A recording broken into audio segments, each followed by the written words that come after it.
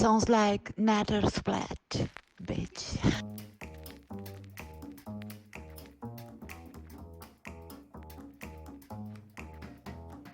Natter Splat. Nattersplat. Nattersplat. Nattersplat. Nattersplat. Nattersplat. Nattersplat. So what have you been up to? Well, I've been traveling a lot lately. I met a new super stellar model. Her name is Eden Ivy. What's she like? She is fabulous, this girl. Like, not only does she have a pretty face, but she's got an amazing butthole as well. So, Is that the pretty one that I met last week? yes, she's gorgeous. And she has her head on straight too, which is impressive because she's only like 22, but she's doing like everything right so far. And she listens to me, which makes her super smart. She Just pretends kidding. to listen to you. She's That's smart. all. She's smart enough to look engaged when you're talking. Right, Who that's knows good whether enough she's for me. actually listening? But she's smart enough to like nod and look at you. That's perfect. That's fine. She doesn't even sound that French either. It's perfect. And actually, we started in Prague. She was only supposed to be out here for 3 weeks, and then now she's been out here for 2 months. And from there, we went out to Spain, and we shot out there, and now we're back in Prague. But one of my dear friends, I guess I won't say who, but then one of my dear friends, her kids are in town right now, and I went to hang out with her kids because it doesn't matter. I'm a kid at heart, and like I love to hang out with her kids, and they're super cool and they glow. So I was talking to the daughter, who's 15, and she was I hadn't seen her in a couple of years. She's real good at talking. Actually, when I first met her, she was 12 years old, and she asked me, she's like, "Do you know who Neil Diamond is?" And I was like, "Do you know who Neil Diamond is, 12-year-old? Like, why are you asking me this?" But I saw her, and we ended up like chatting and like with current events because she's out visiting from another country. I ended up asking her how she felt about the vaccine. And she told me how she felt about the vaccine and that she was like, "Yeah, I'm not very sure about it." She's like, "My dad's gotten it." She's like, "But I'm not sure if I'm gonna want to get it or not." And I was like, "Good, because you're 15, so you shouldn't have to get it." And that was just like, here, let me talk about the topics that we talked about, and then we could go deeper into them. So I talked about with a wonderful 15-year-old about the vaccine and about what she was learning in school. And they are also getting indoctrinated with the whole, like, how do you even call it? Like this new gender discovery phase that people seem to be going We through. could call it the woke agenda, the gay agenda, the LGBTQI+1 agenda. All the numbers and all the letters. Where does she go to school? I think that's relevant. Ireland. She goes to school in Ireland. So, and she was saying like that they're teaching in school now multiple genders. That there's multiple genders, and I wish I would have asked her how many she learned, but like she said that there was like over 40 different genders or something like that. So, and then also like It's very limiting of them to put a cap on there. I thought it would be unlimited to infinity and as a beyond. standard, yeah. And then her brother, who lives in another country, like here in Czech, is also learning about that. And when I was talking to them, it was just strange because like the boy ended up making a comment that like really kind of hit home for me. He was like, because her and I were talking about like the gender stuff, and she's like, and this is a 15-year-old girl saying this, mind you. She's like, I don't care what gender like you are. I don't care if you like boys, if you like girls. She's like, but if you're gonna force it into my face and not care about my opinion and how I feel, and only care about how you feel about the situation, that's where I'm gonna draw the line. And I was like, that's very fair. So she has like a really reasonable way of thinking about it. And then her brother, who's 15, he straight out said that he's homophobic. And I was like, what do you mean? Like, why do you think that you're homophobic? He's like, well, because all of these different genders. He's like, and I don't know. And like, it was funny because like their mom's babysitter like had come earlier that day and he was gay. And I was like, so do you have a problem with that guy? And he was like, no, I don't have a problem with that guy. I don't care that he's gay. Was he gay or a flamboyant guy? He was pretty flamboyant. Like And- visually gay. And you like could what say. I told him, I was like, you're not homophobic. I was like, you're not afraid of them. You're just not like, you're just kind of sick of all of this being jammed down your throat, because even I feel that way. And like, I like plenty of women. I like my fair share of pussy. You are part of that community. I am part of that community. You are actually. part of the Yeah. LGBT community. Yeah, like I actually am. So And you are literally always rainbow colored. Like always. You're a flag waving queer. like, Yeah? like quite literally. Like yeah. you're a flag waving queer, and even you've had enough of it. Yeah, because that's the thing, is it's a form of separation, and when you start to add all of these divisions for people, then you're going to lose your common ground, and then we're not going to have anything in common. And I don't like the division that it causes between people. In addition to that, like, it just does seem ridiculous, and it does seem like there is a binary, and I'm one of the people that agrees that the binaries do exist. And it's funny because I'm just learning about all of this like non-binary stuff, like, because I don't check usual news outlets, I kind of tend to get everything like a little bit later. Not anymore, like in the last year or two I've been like a When lot it more comes to on it. politics, yeah. But yeah, like I've never been super updated on all of that. So when I first heard about non-binary, like I still barely understand what it is. But I contacted one of my trans friends, and I was like, and because I've known her for 10 years, and I was like, hey, how do you feel? And I was like, okay, I asked her, I was like, what is non-binary? And she was like, oh, this. All right. Like exhausted. Yeah, exactly.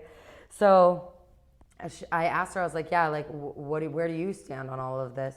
She was like, well, honestly, she's like, I'm not allowed to say this out loud to the people that I know because I'll get so much guff for it and so much pushback for it. She's like, but I honestly feel like it invalidates all of the work that I've done, because like when you have gender dysphoria, you actually feel like you are not in your correct gender, and like that's what it is. It's gender dysphoria. It's not like you say, like you've brought it up before. It's not personality dysphoria. Like I feel like a flower, so I'm a flower. I feel Right. like a this, so I'm a that. Like, no. Like, we do have binaries in this world that exist for a reason, and you don't have to adhere by them. Oh, but Proxy, what about intersex people? I don't know what that means. But, like, well, let me clear that up for okay, our what's listeners. intersex? Let me clear it up. Well, intersex is like the modern rebranding of what would be called a hermaphrodite, I think. So when you have someone who has an actual medical condition where they actually show characteristics of both sexes. So you may have testicles and ovaries, or you may have, or any combination of that. But I think But that's like extenuating circumstances. Well, it's a very, like very, that's very a birth small- defect versus a Right. personality Right. defect. Exactly. But it's a very small percent of people actually are intersex or hermaphrodite. Yeah. So that's a. But what's worth noting is that even 99% of those, I think, show one way more than the other. You know, it's very clear that they may have small regressed testes or something, but they may present as a female even when they're a newborn.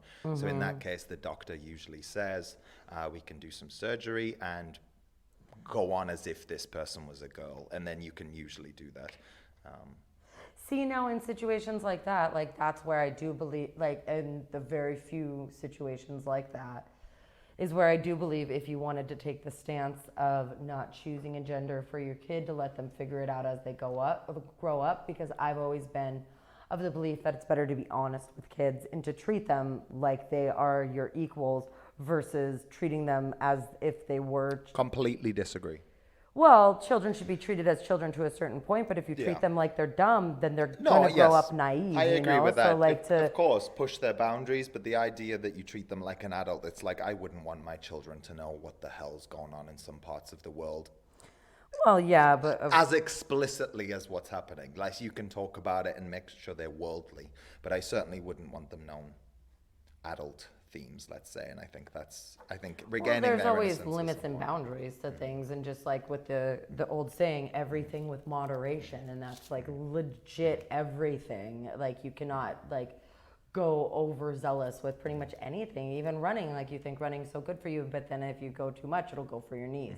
you know, so everything in splints. moderation. So this girl, you asked for some guidance on this topic, and she was exacerbated and went, "Ugh."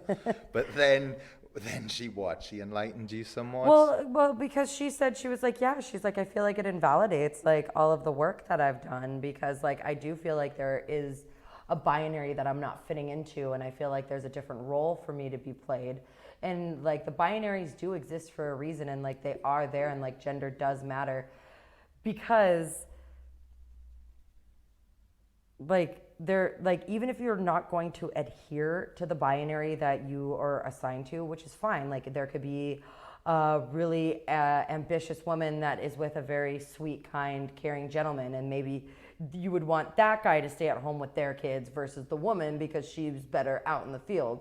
So like you don't have to abide by these rules, but they are rules because of Guidelines, what yeah. we're like, how we're born.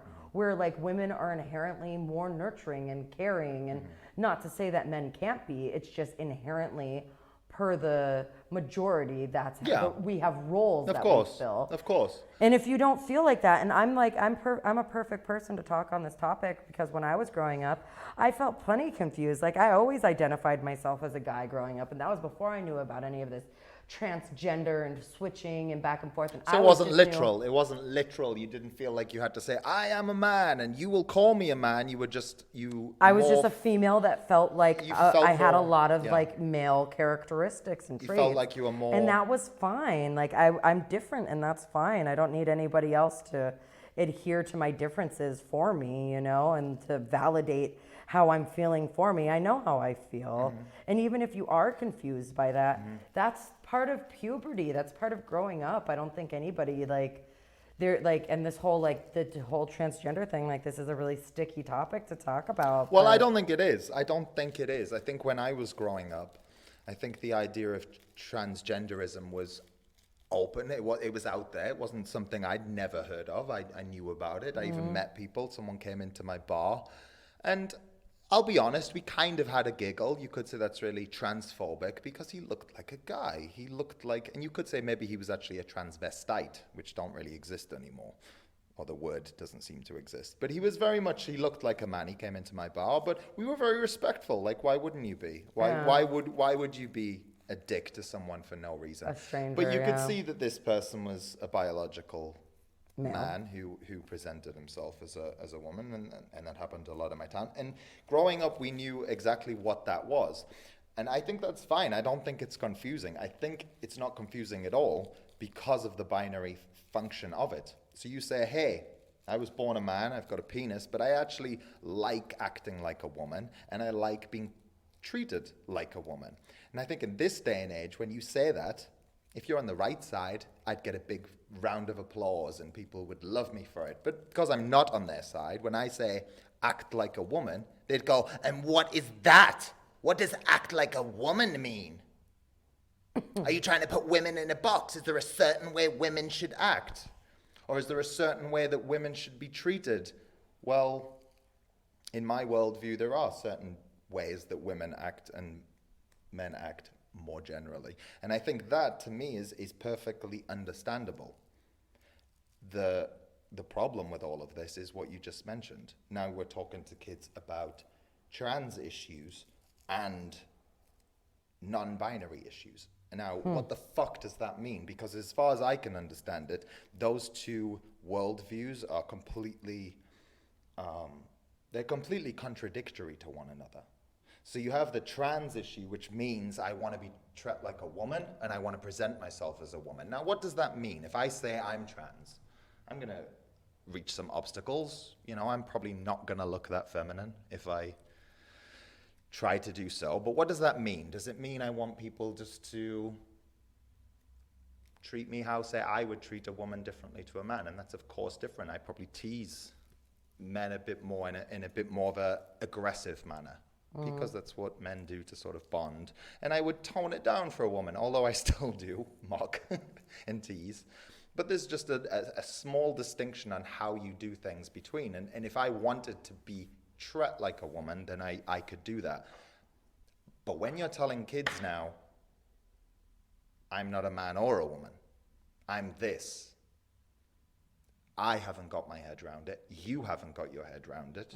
You are ingratiated in a culture of very open-minded people who are very open to this worldview and this ideology, and you don't get it. Yeah. I have been looking at this sort of stuff for years now.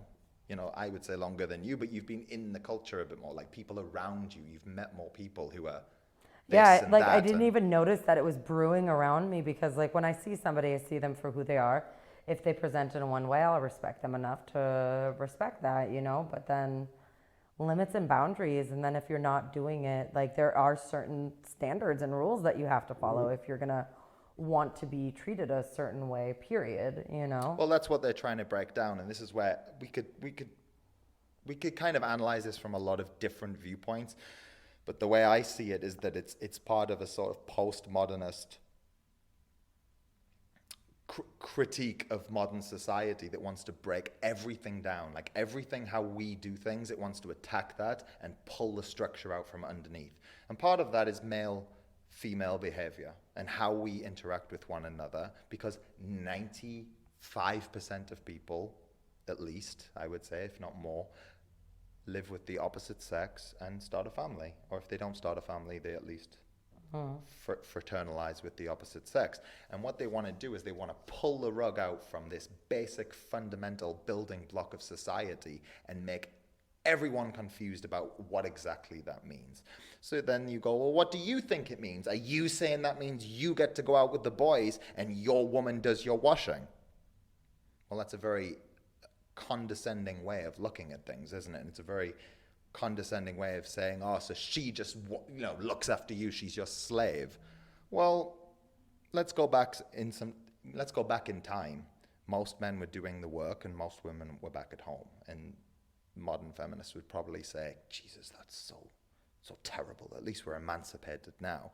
But the truth is, I've talked about this before with you. Look at my grandparents. My grandparents were working class. My grandfather worked in a coal mine. It was a dangerous job. People died.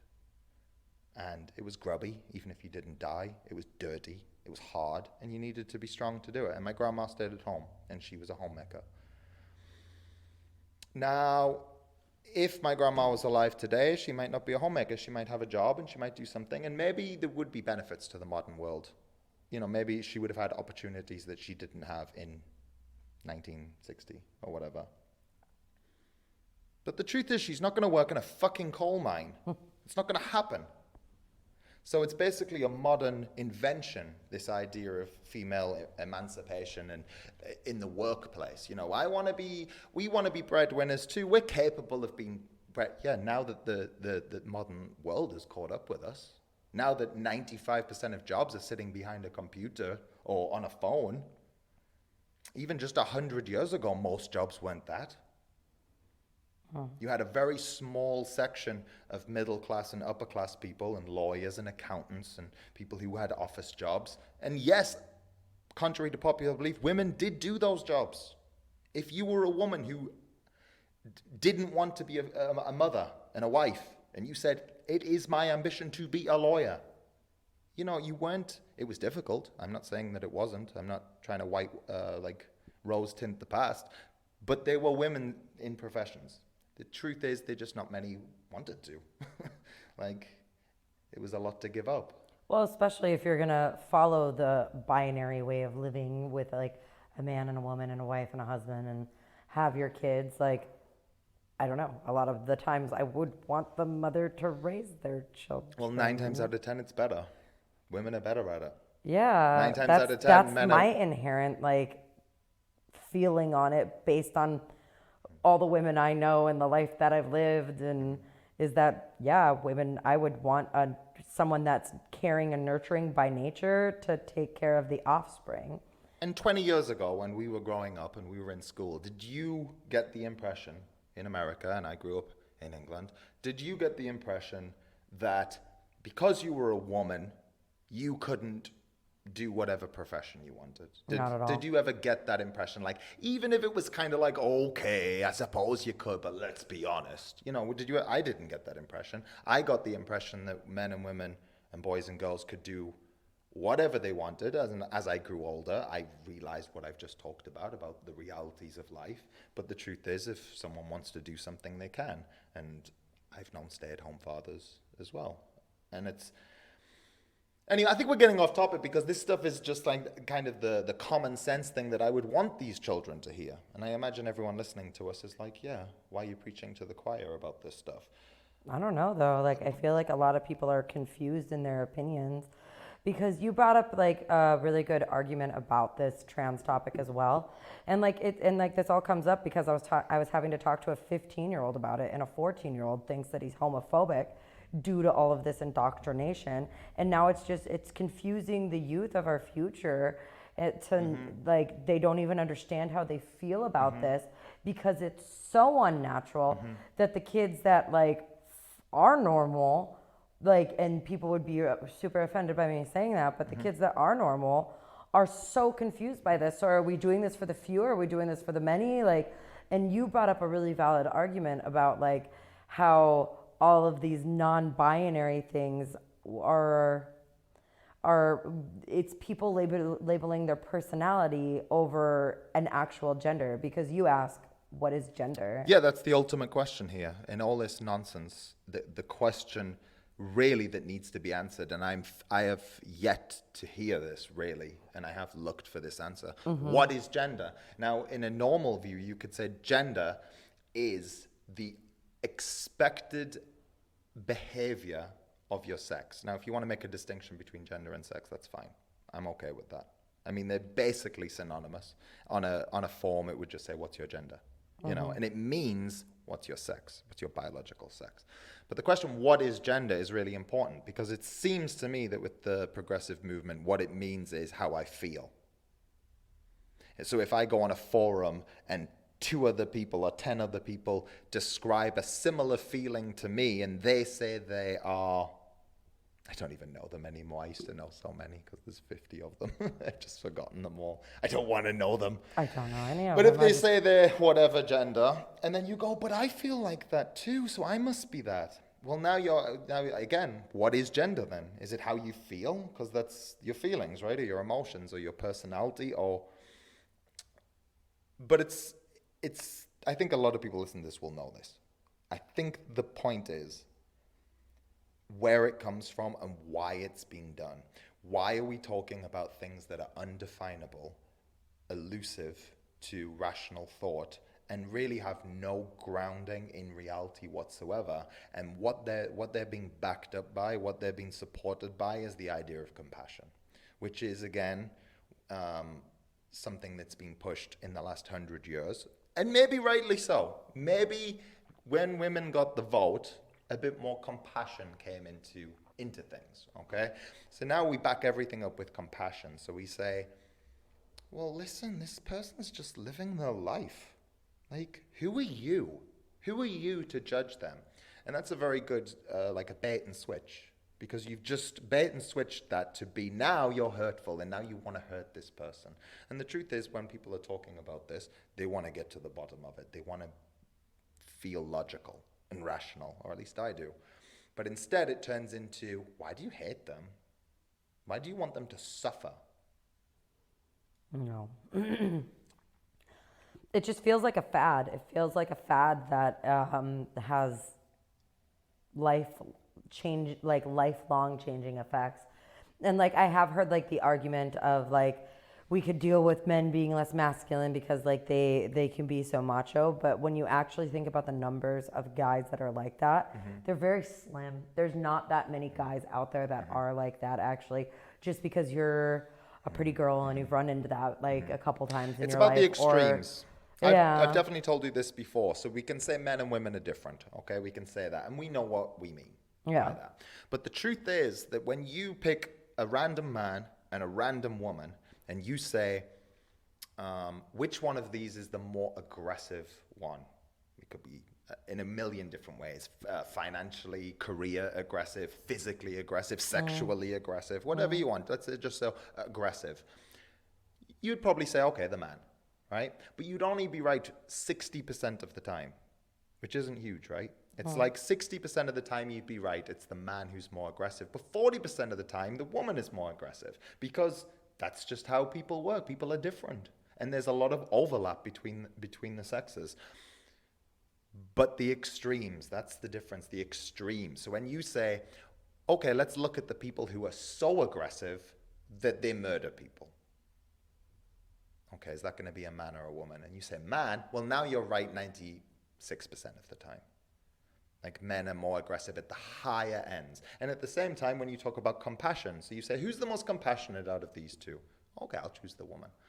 Well, you're only going to be right about 60% of the time again, which isn't that much. But if you say, who is the most compassionate, you know, they cry themselves to sleep when they think about the suffering of others. Well, now it's going to be almost 100% women. These extremes are where things happen. So the prison population is the extreme aggressive nature of males. And again, yeah, the modern age really pushes that on, like males are violent, males are this.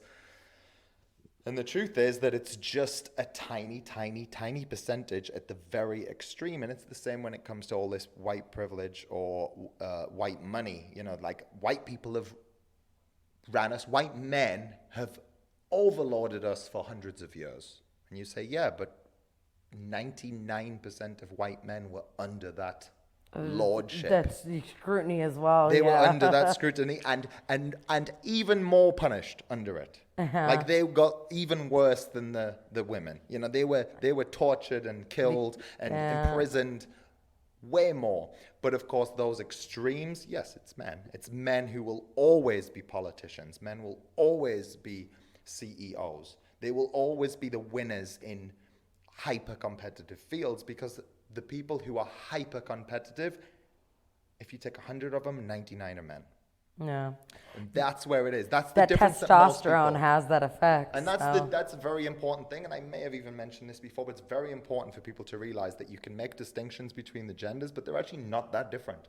But it's the extremes that you notice those differences. Yeah, which are the few and far between. And it's anyway. just like, it was a very striking story, you know, because you told me this before about, you know, the girl bringing that up and the boy saying I'm homophobic. And it's kind of, it's a very striking story to hear, because I know anecdotally that this stuff is being brought into schools. And I really maybe did figure it was still just more liberal states in America. You know, I can imagine California. Thought it was specific to there, but no, it's coming. Well, I thought California will have teaching it. And if you told me California is teaching its kids that there are 73 genders and then teaching its 6-year-olds how to suck a dick, you know, for the future, I would believe that. But now when you're telling me things are happening in Czech, things are happening in Ireland, I mean, I kind of believe Ireland, actually. It's kind of gone woke and progressive recently. Yeah. I can believe that, but I didn't think it was so bad that she would have such strong opinions. My hair company just went woke. I was buying hair color today, and it said unisex yellow. I was like, really? Do you have to specify? Unisex yellow. Right? What does that mean? Like that both sexes can use it. Well, I mean, both sexes can use every color, right? Like, but why specify? Like, what's, like, this wokeness is a real thing of people becoming aware and conscious of so many things that nobody has ever been conscious before. There's this YouTuber I follow, Blair White, and she brought up that there's this organization in the UK, and 10 years ago, there was like 250 people assigned to this organization, and it was for gender reassignment, whatever, because before, 10 years ago, you actually had to be diagnosed by a doctor with gender dysphoria before a doctor would do something on you, versus now doctors are practically incentivized to put kids on. They're incentivized, and the people themselves are incentivized because of the social prestige they get from it. Yeah. To have like lifelong altering effects, and then she was saying there was like 10 years ago 250 people at this organization, and now here we are like 10 years later, and there's 1,400 in there and 2,000 on a waiting list. Yeah, I know And like all that's us. just such a massively huge spike, and it's not like people were in the woodworks. It really is like a fad or something that people are going through. But the things Yeah. that people don't know about these hormone blockers, and people don't tell you, and if some people know, but not enough know that those hormone blockers, like if a young boy gets on them to be a girl too young, you could sterilize yourself, and there's no Absolutely. going back from that. Absolutely. And like these have lifelong lasting effects, and once you cut your tits off, there's no going back from that. Like there's no growing them back, or you're gonna have a messed up boob job to try to compensate for what you already had. So I really do believe that kids, like, I do believe that there is a legal age of consent for a reason when it comes to sex and when it comes to sexuality. Of course. Of course. And I mean, it's just been completely disregarded. So I would say I was kind of in tune with some of this stuff going back as maybe 2013. So, you know, we're talking like 7 or 8 years. I was kind of speaking to people about these issues and saying, this is going to happen. This is going to happen. People going, shut the fuck up, man. It's like a fringe issue. You're talking about no point, you know, and you're getting...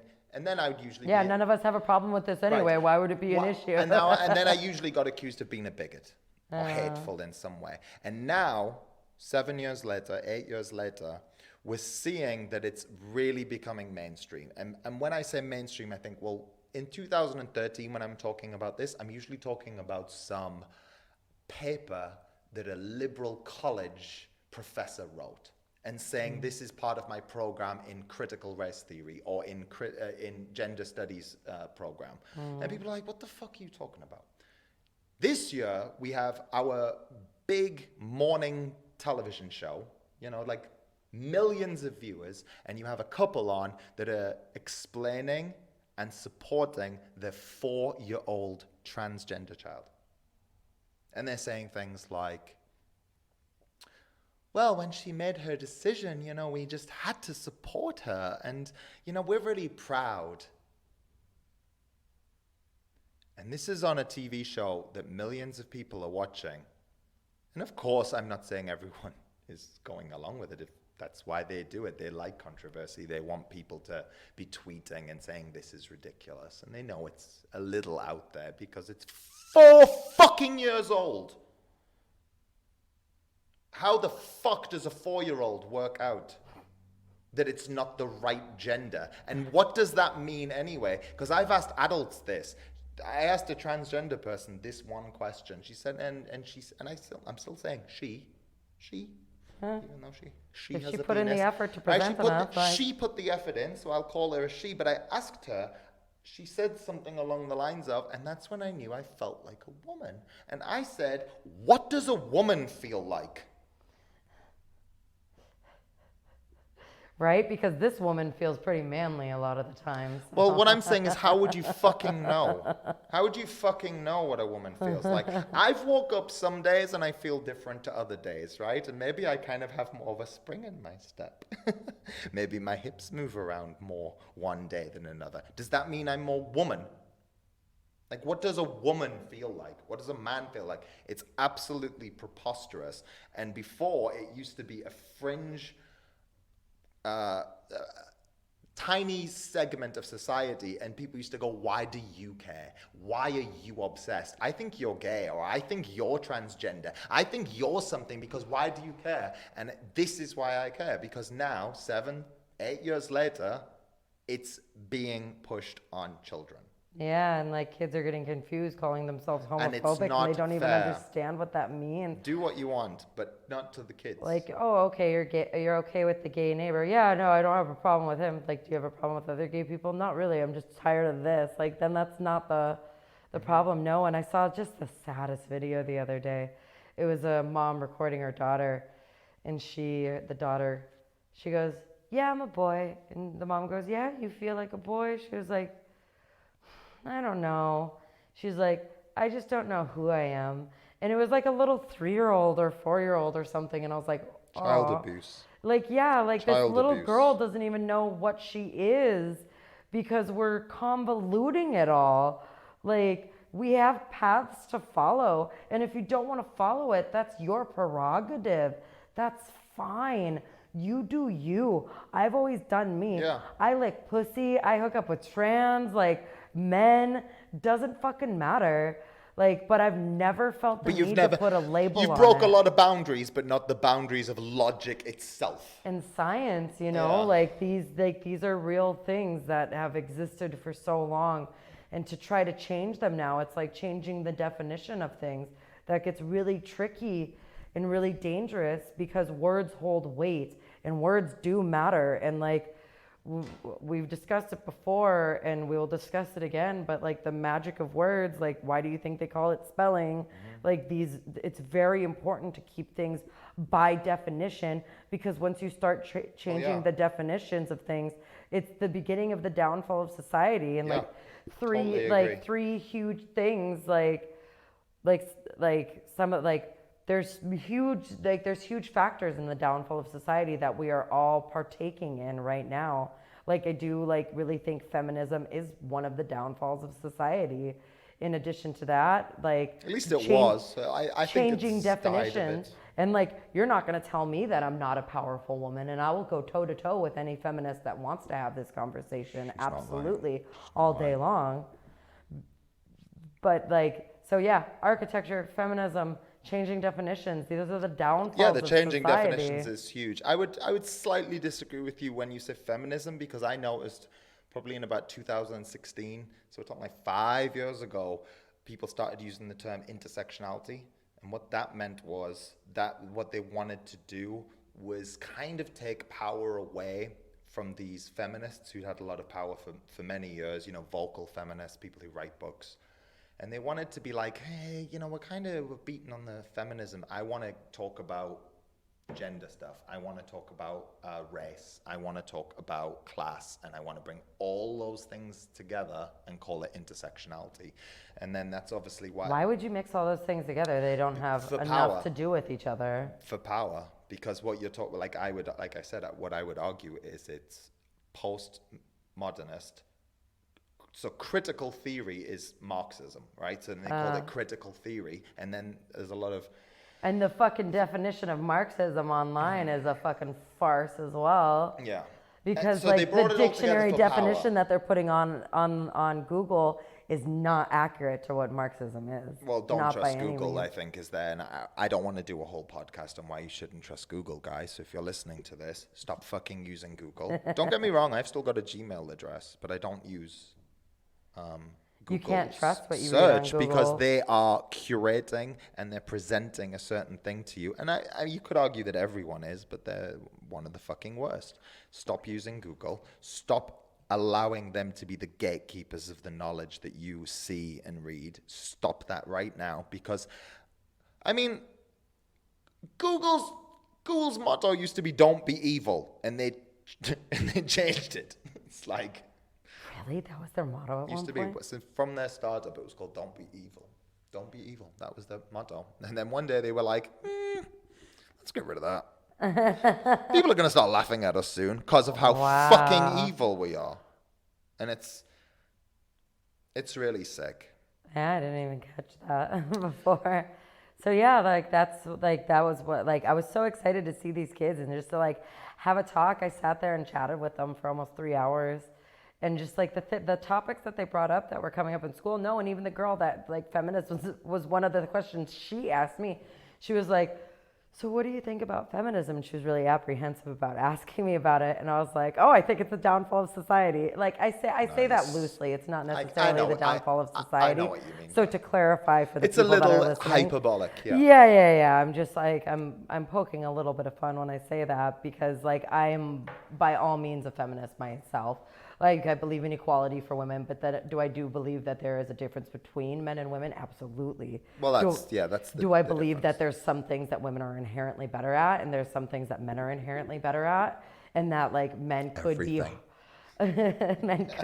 men could be harder workers in many spectrums and many fields, especially if a woman is a mother and she has a child at home to think about, and not to say that she can't prioritize her work. And again, everybody's different, but you're not going to tell me that Well, I'm here's- not strong and that I don't have opportunities. Here's the thing that I say to anyone who starts bleating on about feminism, which doesn't happen as much. Like, that's what I'm saying. It really doesn't happen, at least to me, as much as it used to. It used to be like a real badge or some armor that people used to wear. It's But another when one they of used those to ask fad me- things, you know. I used to comes say to and them, goes. what rights do you want? Because usually we're talking about like civil liberties and we're talking about legal issues.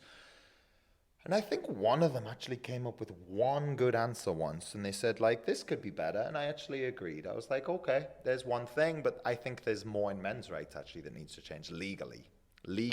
I'm not. But then they would say, no, it's not about the law. It's about society and how people think. And I'm like, oh, okay, so now we're getting somewhere, because now you've got all the rights that you want. Women have as many options and as rights as they could. They've got all the same. There's not a single one that I can think of where it's different. But what they mean is they're like, oh, yeah, but still, you know, men say bitch.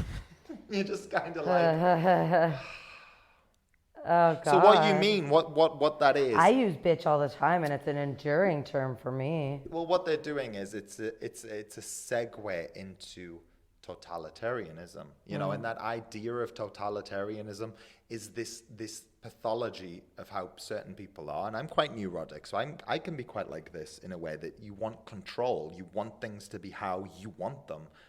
And I can empathize with that feeling, and that's what it is. It's people being frustrated that some people still don't like them, or still think maybe, oh, you know what, women aren't as good at XYZ.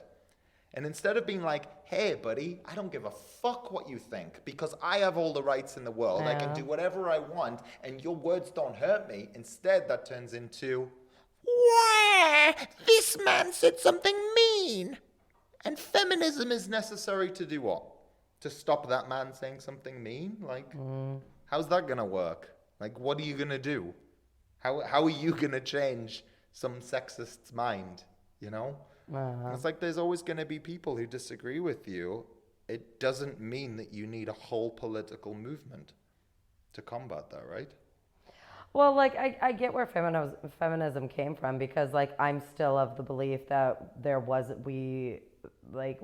matriarchal society that we come from. And I'm a firm believer that, like, somewhere in our past, just non-documented, because the quote unquote victors write the history books, you know? So, and that's a Marxist. But before we get into this, that's from the USSR, Right. and that's a Marxist thing. It only takes 5 years of indoctrinating children and teaching them of thinking Right. in one way but to, just like, one question, because I'm sure we can do a whole podcast on its own about matriarchal society, so I don't want to get too much into it. But when you talk about societies, is any society not ultimately susceptible to the stronger, more warring, more battle-ready civilization? And what I would say is a matriarchal society always going to be at a disadvantage? Because No. ultimately a matriarchal society would just have to send in its men to do its war. Like, I mean, I don't believe or that you believe. you come to treaties and Of course, yeah, understanding. like negotiation and getting. But ultimately, once you have a bad actor who wants to just No, conquer I believe. you, Okay, so this is gonna sound very conspiratorial, but I'm gonna put it out there anyway because it is my true beliefs. So I do believe that we are still reeling from coming from a matriarchal society, because once men start taking over, burning things down, conquering things, rewriting history books, that's when you lose a bit of the past. And I believe there has been an imbalance, and I do believe that there could be a bit of a more balanced in there, but I feel like we've had the balance before and it's gone now, but I do feel like it is obtainable, and I don't know. I mean, when you're talking, I kind of, because I know you, I kind of feel like I know what you're getting at, and I want to agree with you. I'm not super combative. I'm not like, you stupid bitch, which is what usually I'm thinking when I'm talking to someone. I'm kind of like, yeah, I know what you're saying, but ultimately, like, it's not going to be in our lifetimes where we're really talking about matriarchies and patriarchies. I mean, feminism is talking about patriarchies, and it's, of course, like, that's all they bang on about. But the truth is, it's not the battle of our time. It's not the battle of our time. Like, if we're going to talk about how many females are in parliament, meanwhile, we've got other civilizations washing over the West, And it's like, I don't want to distract myself talking about getting more women who, like we talked about, are more compassionate, more open to immigration, more open to inclusiveness. And I mean, if you do a survey on men and women, when you talk about open borders and things like homogenous society. So if you said to like men and women something like, hey, you know what, we don't need an ethno state of white people, but do you think, maybe England should be still mostly English? The difference between men and women is going to be very striking. Very striking. Very, very, very striking. Because the women are like, oh, the world's a playground. Everyone should go everywhere. It doesn't matter where we live. And men are a bit more like... But those are women's opinions that have never had to probably go through hardships too, I feel. Well, this is the crux we're at with when it comes to the women's issues as well. I really don't feel like women get as... Immigration was another thing that I did talk, we won't go into this because we could go into it again later. But that was another topic that the 15-year-old girl brought up. Well, first I'll cap the feminism thing because she was apprehensive about asking me how I felt about feminism because I have colored hair. She was like, oh, good. I wasn't sure what you were going to say about it because you have colored hair. And I was like, that's just so funny that that was what made her You look nervous. like the king feminist. Yeah, it was Sorry, queen. Sorry, queen. You can call me king. It's fine. And it was just funny that was what made her nervous about it. But another thing that was brought up by this 15-year-old girl was immigration as well, and that her dad works for the government, and due to Corona, her stepmom lost their job, and they weren't able to get on health care because it goes to all the immigrants, and then part of the dad's salary every month goes to this exact thing, and then now his wife can't get it, and they just have to do without a second income, even though they had it before. So it directly it was just funny to talk to this 15-year-old girl about so many big serious world issues and to see she had her own understanding about it. The little brother was a little bit more confused, but well, it's who's to say if she's very well informed or whether this is the new nature. I mean, I wasn't that into... When I think about it, we weren't really into politics when we were a kid, but we were revolutionaries. We liked the idea of rebellion like every teenager does. They don't know what they're angry at, but they're angry at something, right? And we're kind of like, this is bullshit. But that's why you can't be making decisions then. Yeah, you listen to Rage Against the Machine, hormones. right? You listen to Rage Against the Machine and be like, this is awesome. Something's wrong. But immigration in Ireland is a huge thing. It's huge. Yeah, because it their is population everywhere. is so small, and really the difference in numbers, you usually talk in relative or absolute terms, it's not so big. So you've got Ireland with 3 million people, and you've got next door, England, Scotland, and Wales that have 70 million. Really big disparity there. But, is it that much harder to get to Ireland? Not really. So it's they've got almost as much coastline. It's not like it's a tiny, tiny island. So really, you can get 10,000 immigrants on one island, England, and then you get 10,000 immigrants on the other one, and it makes such a more of an impact. And I'm seeing that. I think it's really clear that it's totally fucking up the country, and I will not mince my words. The people who are allowing this to happen, in some sense, they're just well-meaning, compassionate people who see people in other countries and say, their life isn't as good as ours. We should help them, and they're kind of well-meaning, or what I would call again a useful fucking idiot. But some of them are much more insidious than that, and they've been bought out. Like, I'll say it as clearly as that. Well, yeah, there's tons of agendas that are being played out on our lands and our properties, and there are people who want to destroy Western culture. And if you can find a certain place which isn't kind of ready for it, like I think Ireland's a perfect example. It's got a small population. all the young people leave. All the young people leave. There's a lot of socioeconomic factors that make it a perfect place that you can just absolutely destroy Ireland in one generation. And it's hilarious. I mean, like, it's not hilarious, but it's hilarious in the sense that, you know, they fight the English for 400 years. Like, they fight the English for hundreds of years. Even though we were a more powerful force, again, something I'll always say to people, that guerrilla warfare is effective. You know, it's why the Afghanis can beat the US government. What are you going to do against F-18s? Well, Afghanis did just fine. Yeah, lots of them died, but they essentially won that war. Like, America did not conquer Afghanistan. America did not conquer Iraq. America did not invade We're not talking Vietnam. about immigration, though, so reel it in. I'm getting a bit.